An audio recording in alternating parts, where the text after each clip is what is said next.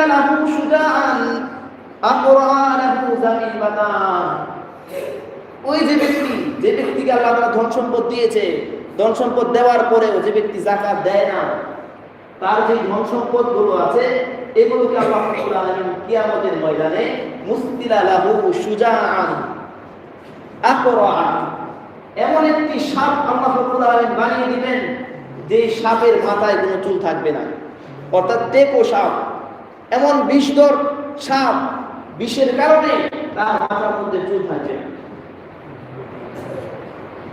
লাহু যাবিবাতানি ইউদাওয়াকুহু ইয়াওমাল কিয়ামাহ সুম্মা ইয়াখুযুহু বিলিহজিমাতাইহি ইয়ানি বিশিদকাইহি।